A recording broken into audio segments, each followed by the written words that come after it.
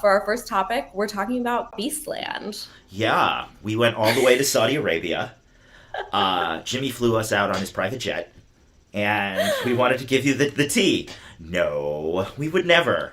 But basically, since it's been announced, it has been all over social media because he's the first YouTuber to have a theme park.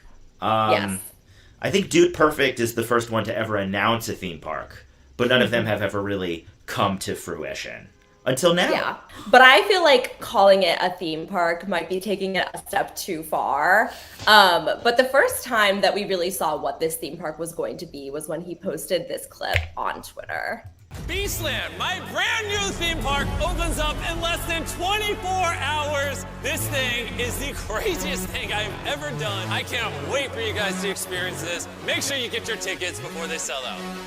Beastland! No, not again. But we'll go here. It doesn't look real.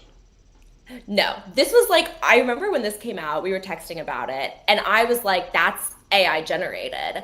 And it does look AI generated. And it clearly, a lot of people thought this way because someone replied to the tweet and was like, nice job posting like an AI rendering. And Mr. Beast was like, no, it's real. It's all drone footage. But I think that the key thing here is that the park only looks this way. It only looks peak when it is completely nighttime and there are no other lights where you can see all of the stuff. Yes. So Beastland itself opened just a couple days ago. And we are already, as you can see from the daytime, shit doesn't look as good. But if you look at the video, it's even more mid. Just, someone, there's also a bungee cord that you jump out of. My prediction was that this was going to be the Fire Festival of theme parks. And although it's not that bad, you can really see that it is completely chopped. Yes. And the only times the park looks good is when it's being filmed by other influencers. So like when we were going through TikToks of people who have gone the first couple of days, anyone who is not filming with like professional equipment on an account where they have a lot of followers, where they know what they're doing, is giving you the raw, unfiltered look at Beastland. And it does not actually look good. And you're not actually allowed to bring cameras into the park. That's one of the rules of Beastland. You cannot in any way try and take your own nice looking videos and photos, which seems so like weird to me, because isn't the point of Mr. Beast content to like be as spread as possible?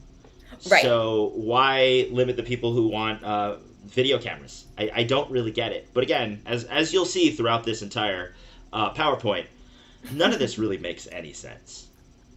No. And then we have this. So when you film it at dusk, when it starts to change from like daylight into nighttime, that's when the park starts to look a little bit better because it relies so much on neon lighting effects.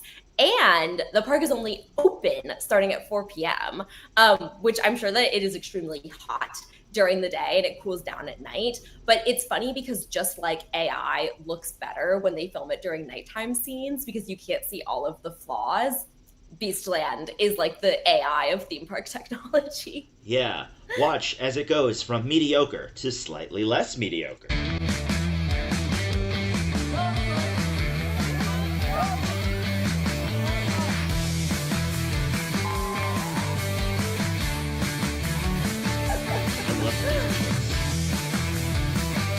Someone said it looks like Jeff's excavator accident.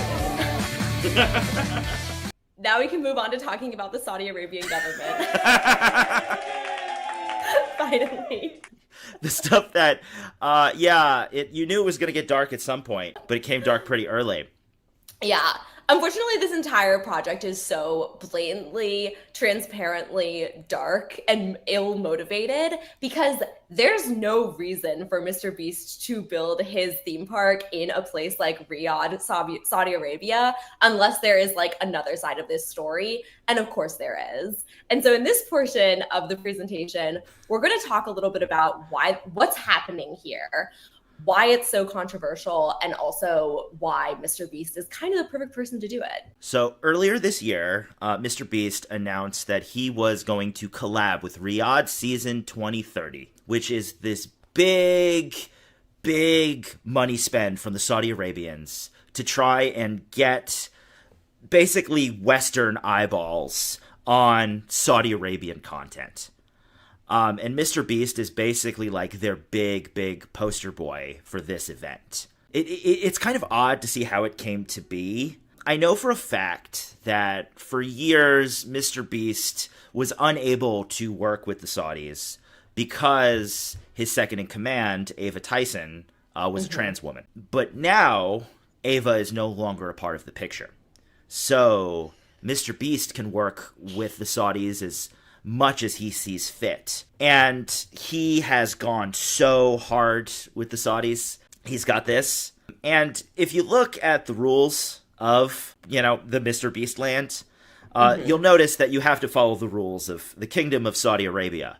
Kat, do you want to talk about the rules of the Kingdom of Saudi Arabia? Yes. Okay. So we have multiple parts of this that we want to break down and talk about some of the issues with why Saudi Arabia is such a controversial place to be putting your brand new theme park. But when it refers to the laws and traditions and cultural views expressed in the Kingdom of Saudi Arabia, they are talking about Sharia law. And in Saudi Arabia, being gay or trans is criminalized. There's some leniency around this for Westerners who are visiting, but I think a lot of people would say they would not feel safe going to Saudi Arabia. And of course, like conditions for people who live in the country are much more restrictive. Women have been jailed for just posting on social media about wanting more equality, better rights. And a lot of times you will hear people talk about how there's been this effort to introduce measures for women's equality in the country in recent years, which is true. But at the same time, there's incredible government suppression of speech here. And Stephen, you have to talk about kind of the worker issue and the labor exploitation issues here. Yeah, so the way Saudi Arabia kind of works is it runs under the kafala system, where these major corporations offer, signing bonuses and not large amounts of money, but amounts of money to come to Saudi Arabia and work.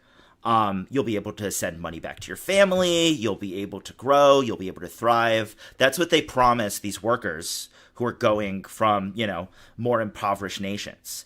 But when you get there, you basically become beholden to the boss that just hired you. They take away your passport. They put you in company housing. And you're basically just earning enough money to be able to afford the room they're renting to you. So you're basically kind of stuck in this cycle that never seems to end. This has been around since 1950. And I think just a couple weeks ago, the Saudi royal crown prince announced that they are going to make changes to it. In my opinion, because FIFA is coming to Saudi in the next few years. But there hasn't been any actual, no rules have been put forth, no actual changes have been put forth. It's just, we want to change this and make it better. And right now, it's still not better. We don't know who made Mr. Beast Land. This was the response to Mr. Beast's announcement about Beastland. It was probably the most aggressive response I've seen for anything he's done since the Ava Tyson controversy last year. Yes. I feel like we're in a really weird period of Mr. Beast right now where he's in like his quote unquote too big to fail era. He constantly is invoking this hugely viral negative reaction. And you go back to the initial tweet where he announced Beastland and he did like the drone footage that looks AI. That tweet, to me, surprisingly low number of likes, 29,000, couldn't even hit 30K. Whereas these tweets, many of which were like quote tweeting this tweet, these tweets will have upwards of like 100,000 likes. And they are rightfully calling out the enormous labor issues that are on display with a lot of these construction projects and quite possibly this one. Now, the reason I am talking about Mr. Beast, the reason we decided that the first one was going to be about Beastland was A, we love theme parks. Theme parks are a passion. It's how we bonded at Business Insider over the weird decisions that Disney keeps making. And for the past 2 years, I have kind of centered myself as a Mr. Beast reporter. I broke the story of Beast Games, which is Mr. Beast's $100 million Amazon reality show, was not very good for the people who worked for him. The crew members that I spoke with for these stories claimed they were underfed, they had incredibly long days, they were underpaid, Jimmy didn't really seem to care about them very much. It was all just about creating the largest show in history, and it was a massive clusterfuck because of that. Mm-hmm. At one point, there was a crew member who was so injured that he is still unable to, reach the same. He was unable to do the same things that he did beforehand. He was leaving from underneath a tower in the middle of the Beast Games, and a 200-pound piece of wood hit him on the neck, throwing him backwards, hitting his head, causing him to shoot blood out of his mouth, thinking he was about to die. Mr. Beast executives visited him in the hospital and promised him $1,000 in Uber Eats and DoorDash gift cards. When the reason this story is why I think it kind of fits in with this other Mr. Beast reporting is that I just don't think that Mr. Beast, the corporation, really cares that much about workers' rights. They kind of run all of from the videos to their brands to the theme park as kind of like an Amazon warehouse, where the goal is to make the best content or make the best product possible for the consumer, regardless of how the person who made it feels. The goal is to just make the biggest, best thing possible and keep growing and growing and growing. And ultimately, that, you hit a certain point with your growth. You can only grow for so long before you start realizing that, hey, maybe I'm not going to be the next big thing. But Jimmy desperately wants to sit at the big boy table when it comes to, being a capitalist. Because ultimately, Jimmy Donaldson is an extreme capitalist. He idolizes Steve Jobs, Elon Musk. He wants to be one of those guys. And this is kind of his way to do it. It's so interesting because it makes a lot of sense when you think of the fact that Mr. Beast is capitalist, primarily, first and foremost. And can you go back to the slide that had the Human Rights Watch stuff? Because there's something I wanted to highlight. Yes, no. The one. Yeah.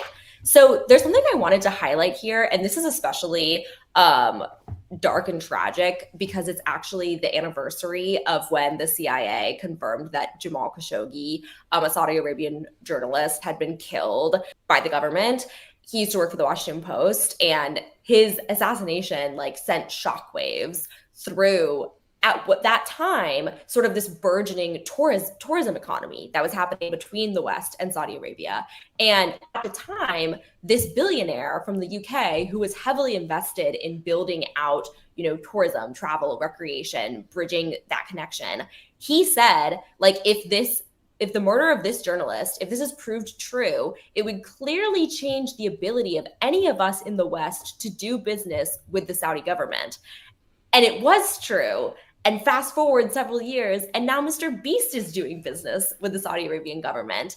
And so it's really interesting to me and very disturbing. And someone also commented in the chat, it's discussing that MBS is at the White House right now, and Trump complimented him on human rights. It does kind of feel like we have this pushback against even standards that were seemingly in place within the past decade. And Stephen, with your reporting on Mr. Beast, I'm curious, none of the backlash he's gotten that has been incredibly deserved, and if anything, underplayed, it hasn't sort of stopped him from continuing to embark on these types of business deals. I'm curious, do you think that in some ways it honestly helps him to be controversial, when it comes to working with Saudi Arabia? I don't think it matters to the people he works with. If you look, he's basically, we'll talk about it a bit later, but he's gone mainstream in a way that he always talked about hating.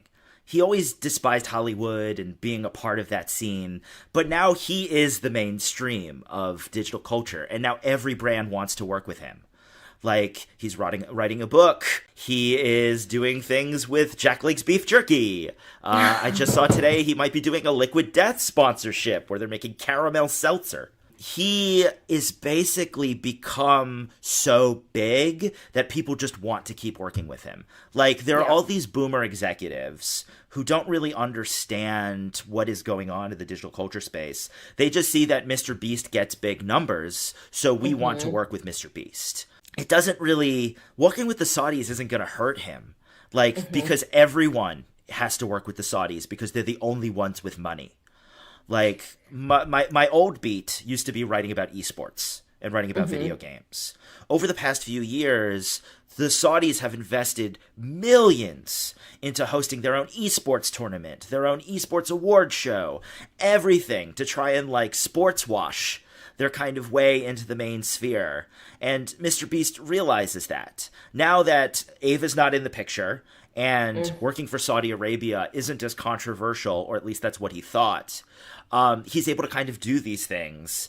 And I think it's going to hurt him in the long run. There's, until then, he's going to be making millions and millions of dollars. I have no clue how much money he made off Beastland, but I know it's gotta be a sickening amount. So, Mr. Beast, I don't care what he says, his main audience is children.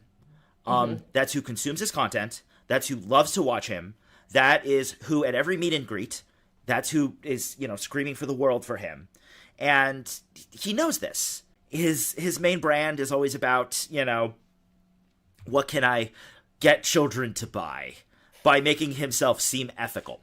When he relaunched Feastables, I don't know how long ago, maybe a year ago, he made it his mission to kind of talk about how he's working with ending child labor in the cocoa industry and how he's making sure that his chocolate is ethically sourced, unlike a lot of the other chocolate companies that are out there. But the way he kind of preys on children, it makes that message seem a little weird. So that I basically watch all of the Mr. Beast content. It's a sickening addiction, but I do it. And I watched... So in his latest short, he posted about his Jack Link's Beef Jerky collab. I've had them. They are Jack Link's Beef Jerky. And at the end of the video, he says, a portion of the proceeds go to help children. And I go, oh, that sounds nice.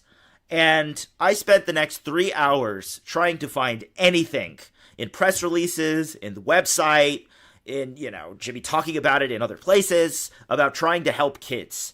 And I found almost nothing except for this one bit. Do you remember when we were like kids and we had to go like sell chocolate door to door? Yes. To raise money for the school. Well, you can do that with Mr. Beast Jack Link's Beef Jerky. Oh, of course you can. If you want to help your school, you get a portion of the proceeds. And I guess that helps kids. I have no idea. I will say I did reach out to Jack Link's Beef Jerky for comment because I am a journalist and I am a professional. But they did not respond. So this is basically my best guess as to how he's helping the kids.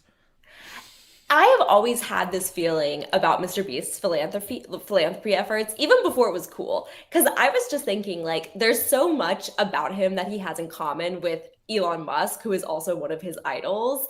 And there's like, to me, there's a period where Mr. Beast had this reputation in the public eye where it was like, if you characterized him as anything but philanthropic, anything like but a good guy, you would get attacked. Same thing for Elon Musk. And then there was a turning point where people were sort of like, oh, they've had a mask off moment. But even now they still continue the charade and their defenders still continue this charade for them. But it's like Mr. Beast doing like whitewashing for human rights abuses does not surprise me because a core part of the Mr. Beast brand has always been like, we're saving the planet, team trees, team seas. did that save the planet? Like, did we see did we see these No. massive consequential good things stemming from that? No. But it also allowed a bunch of billionaires, including again Elon Musk, to donate to these Mr. Beast driven philanthropic efforts and rack up tons of positive engagement for it. So it's like there's this whole facade of he's helping make the world a better place, but the very clear reality is the exact opposite of that. Basically, you could not criticize Mr. Beast until mid 2024 when the Ava scandal broke, because everyone would just be like, you hate charity. You hate philanthropy. You don't care about the kids. He builds wells. He helps people walk. But, like, does he really? Meanwhile, he's working with the Saudis and doing what he even can. if you go back to his original content, which we have in here, I think. Do we have the slide? Oh, yeah. Okay. This is a Steven discovery because I did not know this about Mr. Beast. But if you go back to some of his earliest content, which this is just on the Internet Archive, he was selling this idea of like, you can blow up on YouTube. You can get 600,000 subs by supplying underage children with bullying content, which, like, what did he mean by this? So I basically found an archive of all of these old Mr. Beast videos. And Mr. Beast got his start bullying children on the internet. That is how he got his, he would basically post videos of these like young kids and the intros they made, and he would just say really mean things about them. He would tell them to drink bleach and, try to be like, he was edgy. His whole point was to be edgy. And he kind of got that original audience by making sure other kids felt like they could bully other kids. It's a very, like, cruel way to look at the world. Like, it comes from a place, it doesn't come from a place of empathy to want to make that sort of content. And it wasn't until he got his first viral video giving money to a homeless person that he completely transitioned into more of a nice Mr. Beast, where he's giving money away and trying to help people. But at his core, Mr. Beast content is about being a mean guy. So him kind of like finding this way to, be nice to the kids on the internet, I always felt interesting that basically like all of his old content, other than the more extreme, expensive stuff, is basically been wiped away. Yeah. I can't even say the name of a few of his series because they just have slurs. That's Mr. Beast as he was as a young man. He was like a teenager. He started posting when he was 12. And I do think he's grown up in some way. I don't think that same form of content still is something that he gets joy from. I think the number goes up is what gives him the joy these days. Right. Well, and it's also just like, I think so many comparisons have also been drawn between like Mr. Beast and David Dobrik's style of content that made him very successful on the internet. And both of them are predated by a lot of like reality TV, where the general underlying thesis was like, you're gonna see someone do like acts of kindness or something that betters the world, but it's only in the sense that it's packaged and sold as a television franchise.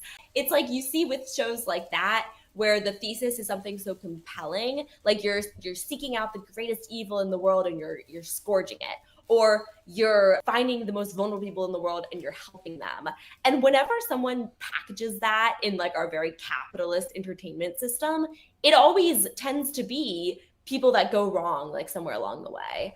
And I think you really see that with Mr. Beast. You really see the fact that like it is just such a blatant cover for greed and exploitation, but it works so well. And this video from the opening of Beastland is really good. You come here, you come here. You come here, Mr. Beast!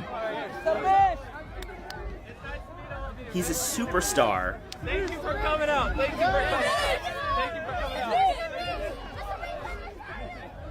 It's so sad.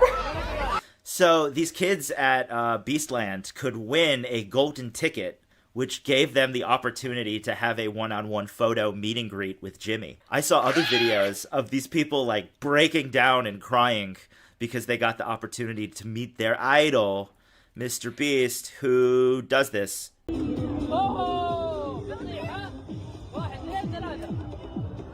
Bye.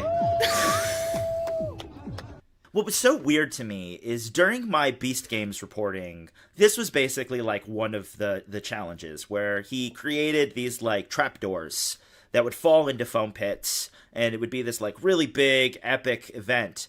But what happened from some of the people I spoke with is they were getting hurt. Mm-hmm. They were like hitting, one guy told me he hit his groin going down. Another said they hit their head. It's fun and it's cute, but it's also, again, representative of what the content he's made that's hurt people in the past. And also, when you watch a bunch of this stuff, do you notice that there's like no cohesive theme? 100%.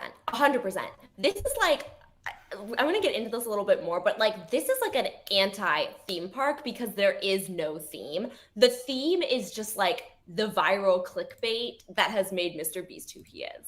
I think it's time to kind of go over what is at Beastland. This is on their website and lists every one of the zones and areas. The map itself. This was jaw-dropping to me when I was doing my Beastland research. I could not believe my eyes when I saw this so-called map on the website, which, as you can see here, is so pixelated that it does not even function as a map. And I kept thinking I was the problem, that I had somehow downloaded this wrong. But no, they put this on their website as a promotional vehicle. It also says like it has a "you are here" symbol, even though none of us are currently in Riyadh, Saudi Arabia, that I'm aware of. Yeah, unless you are, chat, then you might be unless there. You are. Unless you are. But even so, I'm just like, this is so bad. It's like they started to do like the planning stages of a theme park and then just opened it before it was completely finished. I truly believe that this was rushed out. The announcement of the Mr. Beast collab was in March. And even if we're just assuming that they had planned, at the start of the year, I don't think that's enough time to make a theme park. No. I don't think just a few months is enough to go on. And you kind of see the challenges where you get airmail. I don't actually know what. That's the one. Oh, that's the zipline one. Yes, you're ziplining and you have to drop a beanbag and try to get it in that thing. Yeah.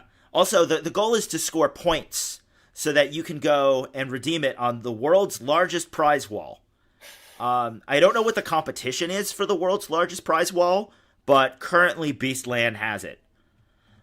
You can earn all these points. They got a maze. You guys know Dream? He has a face now.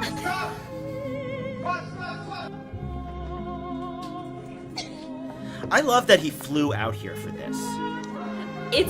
This is unfortunately my favorite video from Beastland because it illustrates how there's not really anything there, and it's just like an absurdist, surrealist, like waste.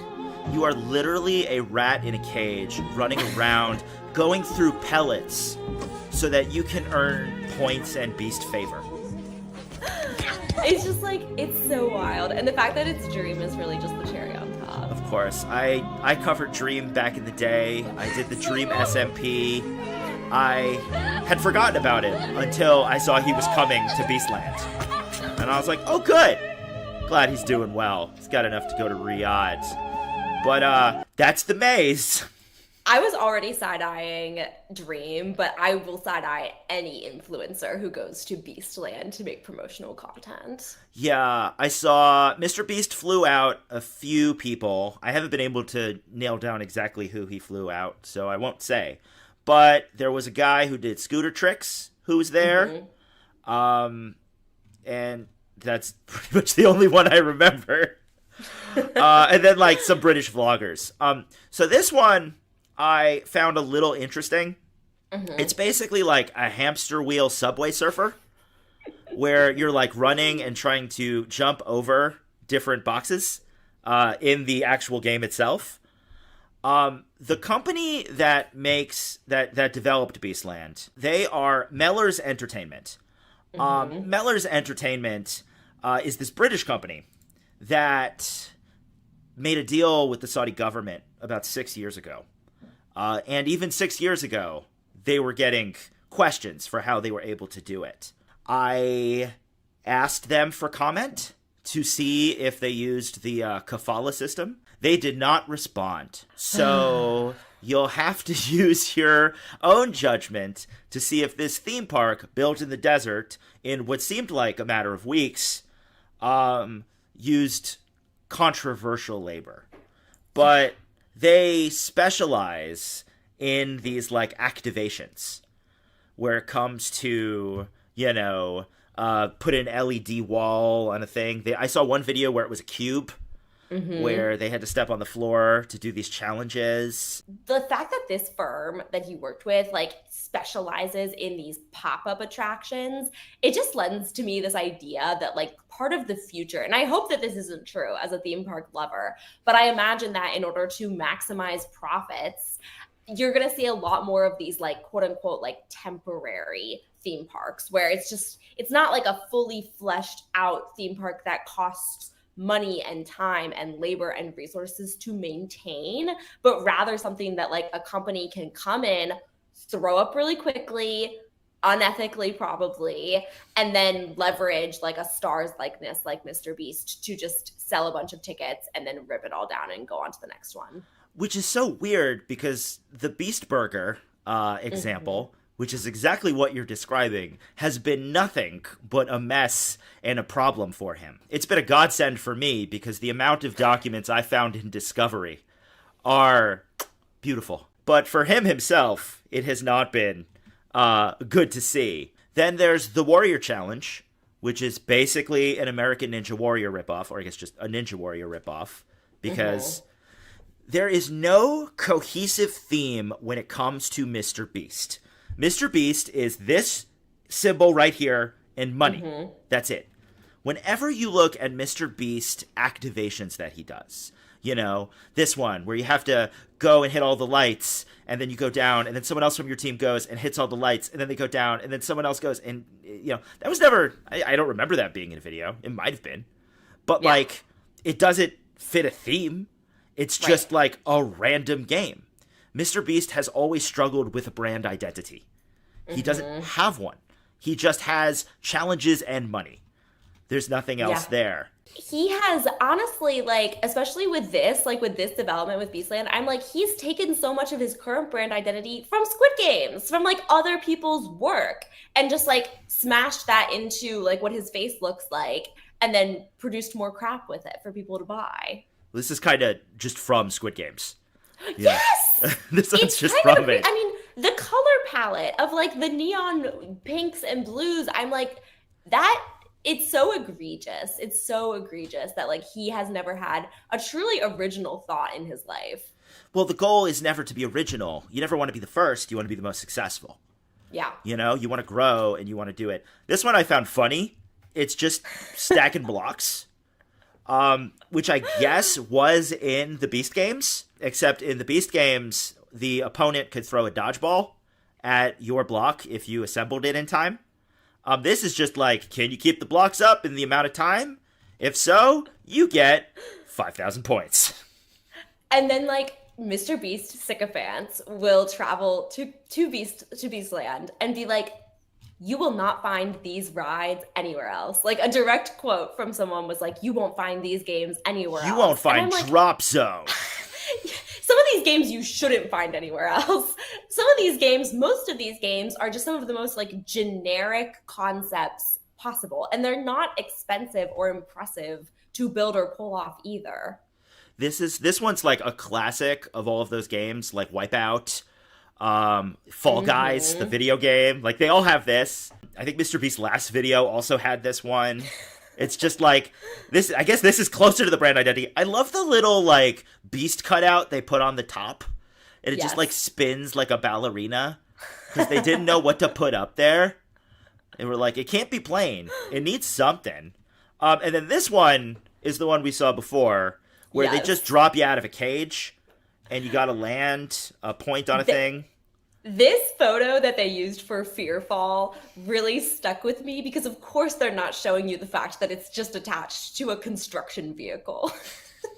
They're showing you someone mid-free fall, but they are not in any way showing you the structure of this quote-unquote ride because it is so, like, absurd to look at. It is just a crane in the desert that people are diving out of.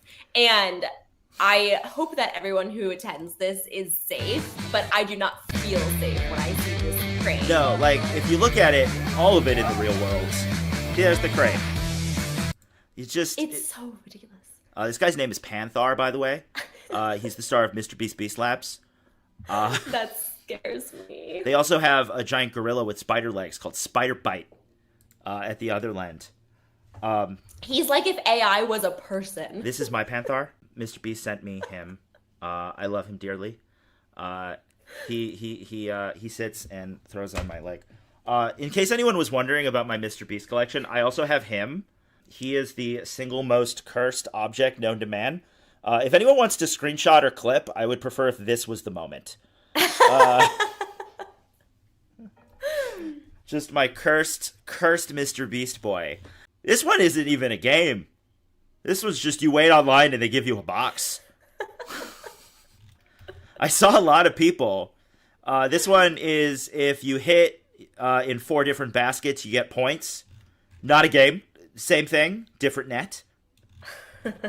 Same thing, different ball. And the rides themselves, my theory is that they were all already in Saudi Arabia and used by this development company for different events for the past 5 years. Well, this is my county fair theory. Yes. And I actually managed to find a few videos of the theme park itself and these rides being built. That's how I was able to kind of track down this production company. But This is not instill confidence. right? It's just dudes putting up some random equipment in the middle of the desert and to some sick beats. This guy also had a Mrbeast video that has yet to appear. Okay, he might have taken it down already. Love when that happens. But here's kind of what Beastland looks like while it's being built. The vibes are a little different, but you kind of get it. Yeah. These rides are all mostly irrelevant. Like, it's a baby coaster that I tried to find reviews for, but they were all in German. I noticed that I could not find among the vlogs people actually riding these rides. No one Like, actually rode the rides because the lines themselves for the events were so long. I watched one vlog where some guy said to go through the maze, it took him 3 hours to get through the whole thing. There was one, like, to get up in that, like, the drop-down thing. He said it took 2.5 hours to get, because you can only bring one person up at a time. You're basically just waiting. All the influencers, I bet, got to do it.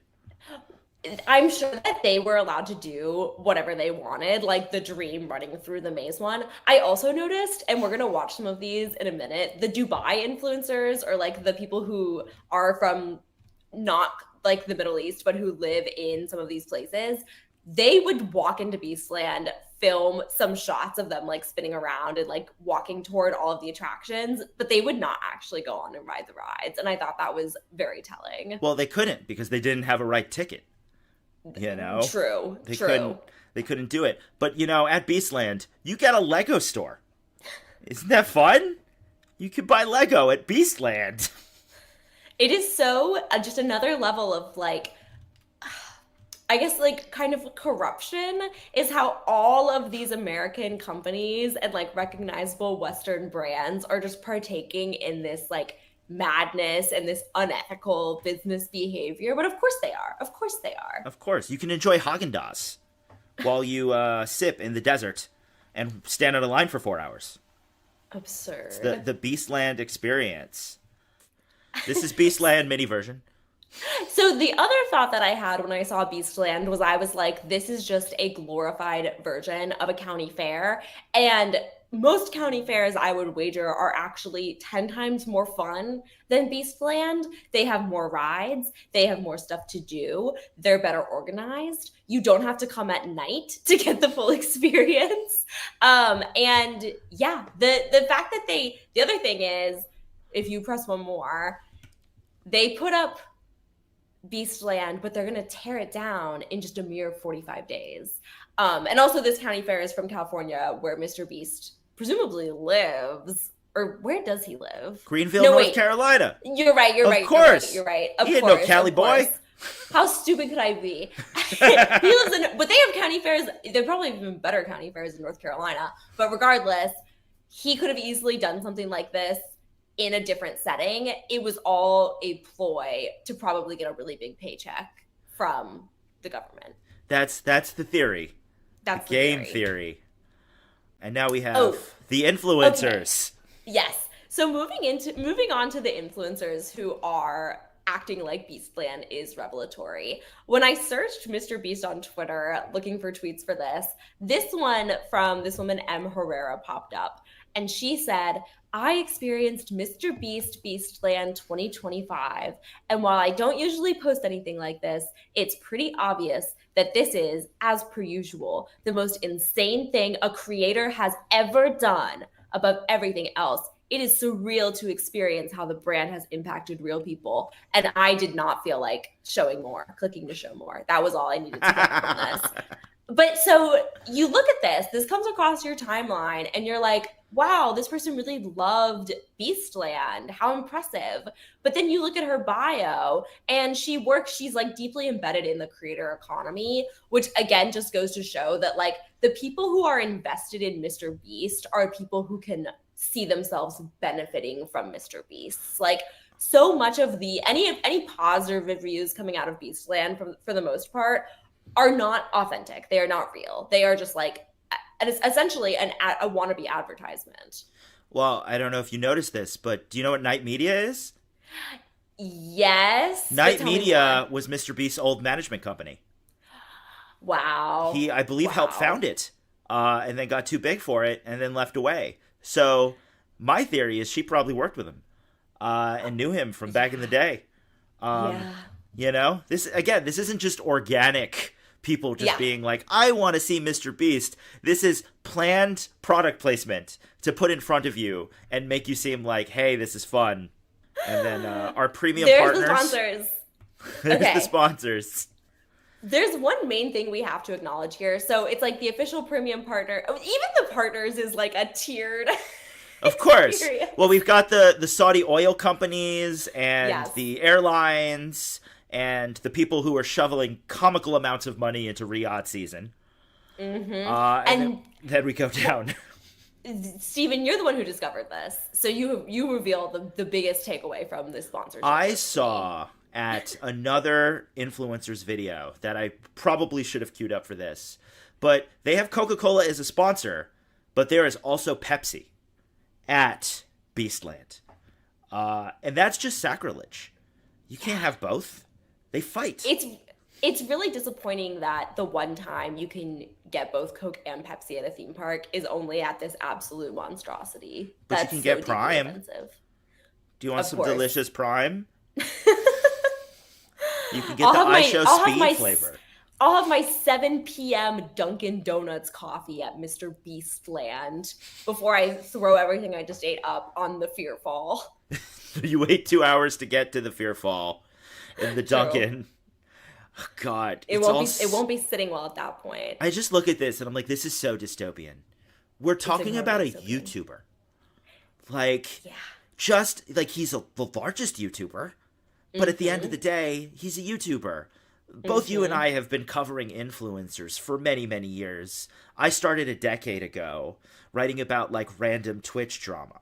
And then to see like massive oil conglomerates throw their back behind a Mr. Beast to try and like, you know, sway the youth is just like so weird. It's like I went to TwitchCon a few years ago and there was like the US Army And then like these oil companies and State Farm. And I'm like, this is, I guess, how they reach the youth. But, you know, YouTube used to, as Jacksepticeye said, Mr. Beast ruined YouTube because it used to be about the fun. It is so unbelievably dystopian. And to your point, my dad texted me this week because he was helping my mom set up like a school book fair. Like, you remember the Scholastic book fair? Yeah, where you can sell Jack Link's beef jerky. Exactly. And my dad texted me a picture of like a book for kids that was like how to be a YouTuber with like Mr. Beast's face like smack in the middle of the cover. And I was just like, yeah, this is incredibly bleak, because those how to be a YouTuber, like books about YouTubers, have been a thing for like a decade now. But none so like craven as Mr. Beast. And the fact that this is what's being handed quite literally to the next generation of like, here's how to succeed, is so dark. This is the future of content. This is something I kind of wanted to talk about, is Mr. Beast is kind of in this evolutionary phase where he's moving away from just being a YouTuber into a multimedia brand conglomerate. He has been hiring executives. His, Nolan, who is basically just his punching bag in the videos, is now signing with representation. Wow. They got the lady who basically created the NBC reality show bubble we're kind of dealing with now. It's all, this is what he wants. He wants to, like, run through videos on his channel that aren't just him. He wants to run an empire. In the most, like, dystopian view of Beastland, I see it as a bit of a prototype of what we could see in the future in Greenville, North Carolina. Mr. Beast still has all of the sets of his, a lot of the sets of his videos still up. Like, he did a video where he locked 2 people in prison for 100 days. And he did another where he, put a broken up couple together by handcuffs. And those sets still exist. So say you go down to Greenville and you do like a Universal Studios tour backlot of Mr. Beast sets. Maybe throw in a few of those challenges you saw in Saudi Arabia. And you get the Mr. Beastified version of, a theme park. The actual, like, final evolution. And that terrifies me. Yeah. No, that is terrifying, but it feels very, very probable. As I watched Beastland unfold, my main thought is, like, what's the playbook here? Because as bad as I think the end product turned out, they did still obviously pour an enormous amount of money into this. And I imagine that Mr. Beast does view it as an experimental thing to see what's possible for him. I really believe that he sees himself as like the next Walt Disney, which we'll get into in a minute. Well, now we can see the other influencers, the people promoting. So to briefly intro this couple, also, these are like 2 British travel influencers who I believe now live in Dubai. I'm pretty sure her bio is like, I'm a British girl living in Dubai. And this got like 1.5 million views. And it's interesting that so many of the influencers are kind of fall into this category. But first, we'll watch the video. Mr. Beast here in Riyadh and his opening days, to come with us and check out what there is to do inside. Let's go. We're now inside Beastland and it looks absolutely incredible, and we've noticed that there is a countdown over here for some reason, so they're saying get to the stage. We need to go. We need to find out what's going on. There's a little meet and greet area over here. We don't actually recognise anyone yet though. Something massive is waking up at Beast Arena. You got the wristband, and when you play the games.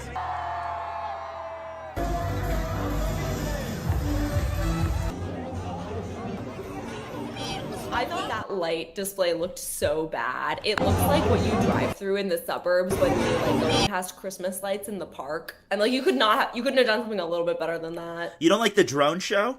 No, it looks trashy. It looks terrible. And another, they have the Tiger Roar. It is definitely not my favorite drone show I've The seen. barriers are open and we're following The everyone. I Disney don't know where Parents to, but someone. is actually. So there's all the money. I can't remember what the top prize was, but there's about 300,000. Oh yeah, also that's part of the gimmick, is that the top scorer of all of the games, like at the end of the event, I think gets like $1 million real. Because Yes. again, it's all about winning money, because that is Mr. Beast's brand. He's sort of like the Wizard of Oz in that way, where it's like people come to him because they think he'll either give them money or they think that they will become rich through him by osmosis. But he is not. It's not real, and it's never really been real. And I'm not really curious about who's gonna win this because I just simply don't care. I'm gonna interview. But it's like, so they win 1 million of the currency in Saudi Arabia, which is equivalent to about $250,000 in the US, which is egregious. But this is always part of the Mr. Beast gimmick, is it's also like gambling for children. Well, that's part of Mr. Beast's appeal, is that like the promise of generational wealth is so gross when it comes to his content. And by that I mean, like, there are so many people, when you watch a Mr. Beast video and they're like tortured and they're going through hell, and they always have an option to just leave. You know, when you looked at the people who were at the Las Vegas Beast games, who were sleeping on the floor of the stadium, they weren't getting their medication, you know, they weren't able to get sanitary pads, and the response is always, you could just leave. But the promise of generational wealth is it's so alluring that no matter what is put in front of you, you still desperately will go through the worst to try to get it. And you have such a slim chance of getting it. And that's the promise. You know? I think one of the worst / weirdest Mr. Beast stunts that he's ever done was there was a rumor going around that Mr. Beast was going to go to a supermarket and pay off everyone's groceries. I'm not sure if he was really supposed to come, but that is basically what a lot of people were told. So a bunch of people filled their carts with as much stuff as they could possibly get. And they all ended up just like so disappointed. And so like they were upset. They couldn't get their things. And that has always been one of my biggest problems with Mr. Beast. Anyway, let's go look at the money. Than one of these. So we headed through to the Beast Arena, and there was so many different games that There you it could is. take part in. You don't want to do that? So many blocks. You don't want to do the blocks and then jump and go down the thing? I would do that, but I would not do that at Beastland. And honestly, I probably shouldn't do that because it just looks inherently unsafe. Safety This is one the I was number one definitely priority. not giving a go, the bungee Well, jumping. it's literally like but someone it said was so earlier, much it's fun. like the And Jeff Yeah, the Jeff excavator excavator thing. It 'Cause spins you around. You could swing into the side of it, I feel. It's so... It seems like they wanted to put the most amount of things. buy a wristband with all the games included. Or if you simply just want to enter and enjoy Beastland in the whole experience, then it's only 25 SAR per person. They had so many merch shops around with all of the Feastables and limited edition merch, which was around with all of the Feastables. So that is the world's largest prize wall. I don't know what the competition was or what the prizes are. And limited edition merch, which was actually very affordable. As well as all the games that are inside Beast Arena, which are inspired by the that show. There was Panther also thing. carnival games, Panther and rides, his sidekick, and so many Banana Bite. But there's that one, and then there's this blog. Oh, yeah. First day and opening ceremony of Beastland went. We got to meet Mr. Beast and Chandler and explore the park while waiting for the opening ceremony. We arrived at 4 p.m. as the gates just opened, and the entrance was really cool. Soon after entering, we saw a crowd running, and turns out Mr. Beast came out to say hello. Although seemingly overwhelmed by the crowd, he Look how terrified he is. Yeah. Which, again, justified. It's not like he shouldn't be terrified in a sea of young children who want to see if he is full of Feastables chocolate. Right. Or like they either want him to turn into a pile of money or a pile of chocolate. Can you save And us, they Mr. don't Beast? they don't really care whether he lives or dies. It's all content. So we decided to try out the games by the entrance. We failed at all of the games and moved on to presidential exploring fitness and watching exam. other people win at them. You notice they There didn't are put a that lot of one on attractions, the and you really won't find list. these games anywhere Yeah, else. they didn't mention when they're gonna make you They even do had a pull-ups. fear fall bungee jump. I could never. Other games include the zip line, rock climbing, obstacle course, and it really did look like a lot of fun. At 6 p.m., Mr. Beast finally came out again for the opening ceremony and announced the biggest prize. Whoever scores the most points up here wins 1 million riyal. And behind those doors, 1 million rial. Then bam, the ceremony ended with a blast, and now we have 45 days to try and win the grand prize. So, are you ready? I'm not ready. I'm so Steven, not ready. imagine how successful we could be if we just made content like this. It's so boring to me to like do travel vlogging content like that. Today I went to Mr. Beast Land and I decided. Yes, and it's also just so like that video has like I think over 1 million views. It did so well. And I find something I find interesting about both of these videos and both of these content creators is these are people who are not born or from Saudi Arabia whatsoever or Dubai, who have moved here as travel influencers to make content. And there's something very dystopian about that. And I think it also really speaks to like sort of the why of Mr. Beast being there, because it's all fake and it is all kind of like a facade that has only really seemingly harmed people and like sort of covered up for the abuses of the people in the local communities. It's more just like a fake playground for like really rich people, really rich foreigners to come and enjoy. And it's dark. And that's kind of the point why they did the Riyadh Comedy Festival, why they do Beastland, is that they want to try to seem better to Western eyes and pull in those tourism dollars and become the media center of the world. You know, right now, Dubai is pretty much full in terms of tourists with a lot of Russians. And they don't want that. They want to be an international powerhouse that controls Western narratives. Like, there's talks right now that the Saudis are backing Comcast to buy Warner Brothers because they want to have, you know, more power and more abilities in the space. I think the last thing that we have to talk about is how much it costs. Don't you guys want to know how much it costs to go to Beastland? This was shocking to me. So first of all, I had to create an account on Riyadh 2025. So now we're going to get a lot of spam emails to our YouTube inbox about various tourism attractions in Saudi Arabia.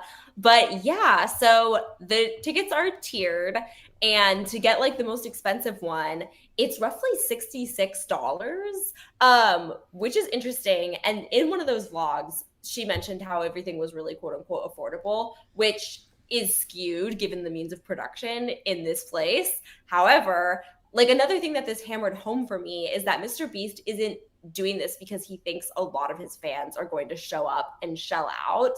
Like, this is an advertisement for Riyadh at the end of the day. So I don't think that they are looking to this to like make a bunch of money and walk away. Otherwise, everything would probably be much more expensive. It really is more so about just like helping this government like whitewash its horrible history.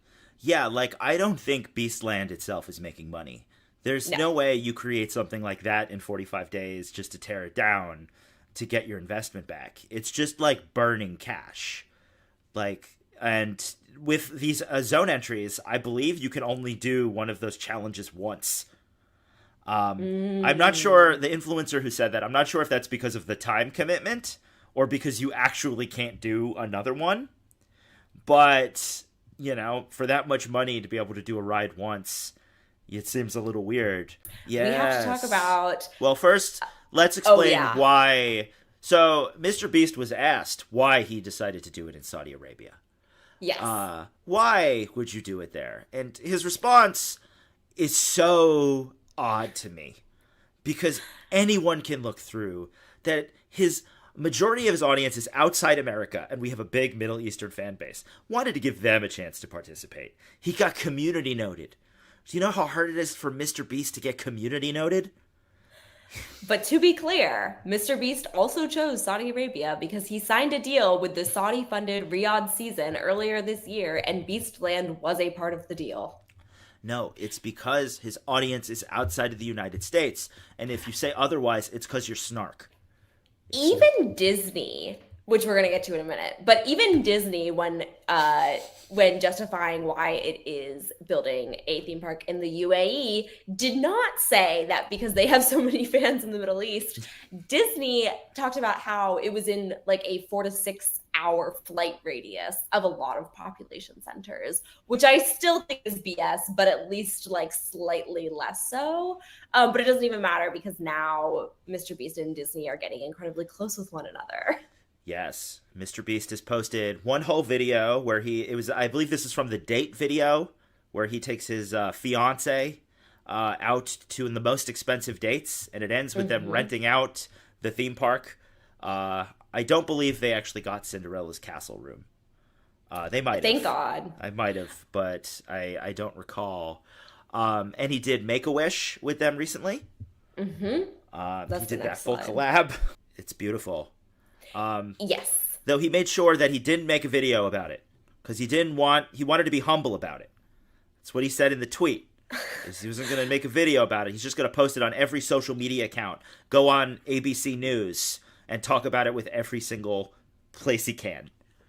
This really sent a chill down my spine as I've watched Mr. Beast become increasingly closer with the Disney Corporation over the past like year or so. Not because I expected better from Disney, I certainly do not, but I was just like, oh, so we're at that stage in like the enshittification of Disney cycle. They are fully bringing on Mr. Beast and positioning him as yet another good influence for children. I mean, the video or the post on the left is from Mr. Beast's account, and you have the verified Disney Parks account commenting on it. The post on the right is from the Disney accounts. They collabed on this video post that showed Mr. Beast there with all of these Make-A-Wish kids. And it is so, and again, not surprising from Disney, but it is so emotionally manipulative to link this man who has this horrible, horrible, unethical legacy with the fact that like these children with their greatest wish, their last wish, are hoping to meet him.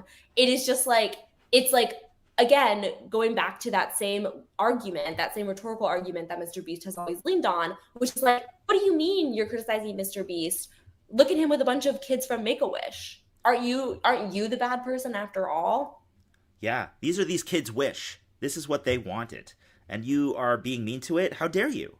Mm-hmm. There was a clip in this video of a boy and his father, and the boy's father was like, you got so happy when you saw Mr. Beast. And I almost included it, but I felt like I was exploiting the child. But in reality, I'm not. It's Disney and Mr. Beast, but mostly in this case, Disney, who is exploiting this child.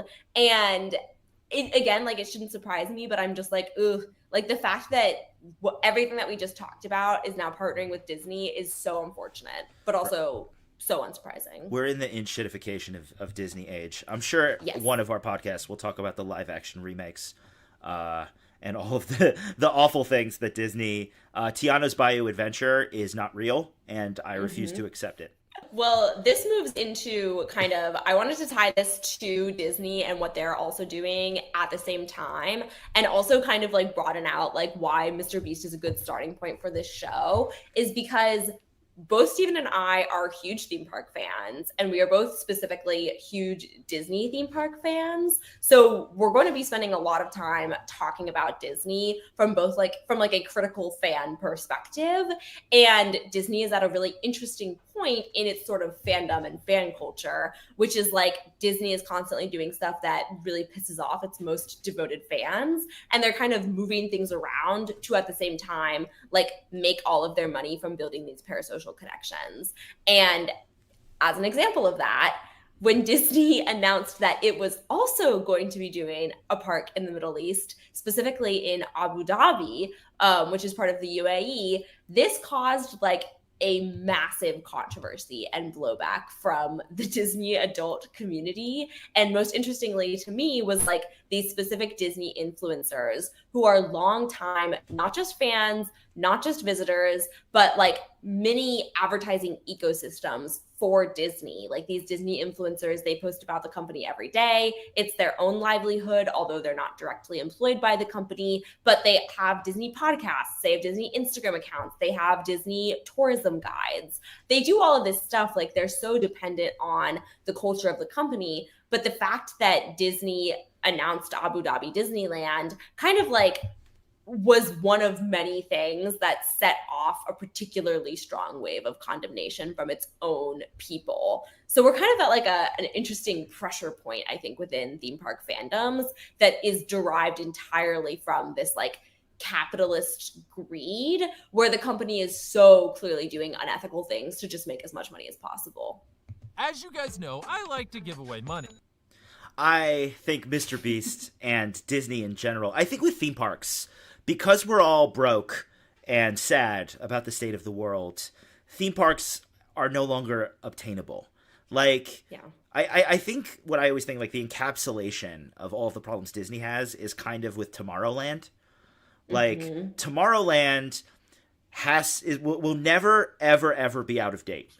Because you'll make a thing, and it's supposed to be the future, and then within a few years, everybody has it. So it's no longer the future. And you're constantly trying to keep up, and you're constantly trying to innovate, you're constantly trying to be new.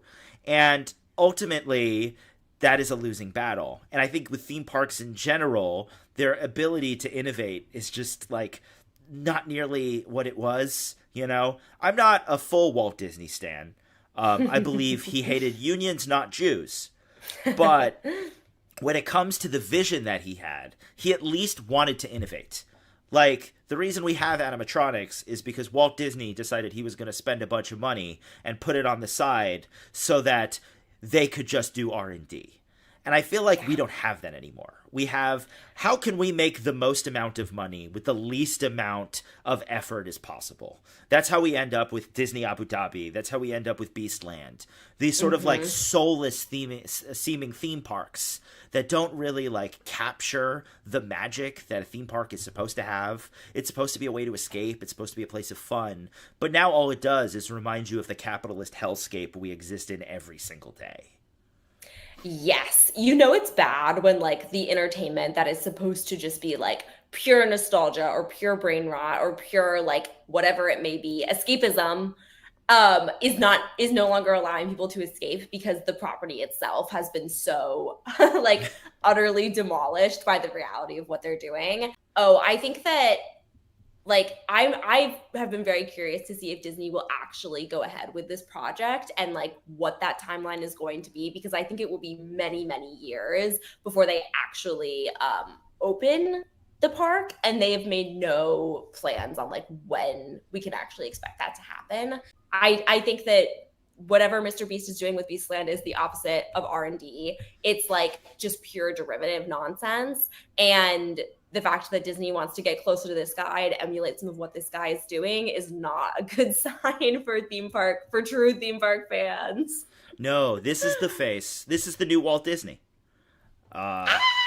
Isn't that horrifying? This is our Walt. This is the dream maker, the Willy Wonka. It can't be. This is it. He's going to lock a bunch of... he already probably locks a bunch of animators in a room and has them crap out as much content as possible. It's just now they're editors or AI artists. We will, thank you for coming and bearing with us, and we're going to keep making this better, but we've already learned so much. So yes. And in future episodes, we're going to be doing a lot of theme park news and updates, a lot of analysis, interviews, discussion, etc. So if you want to stick around and see how we grow from here, hit that subscribe button. That was terrible. Sorry, Mrbeast said that, not me. All right, thanks, guys.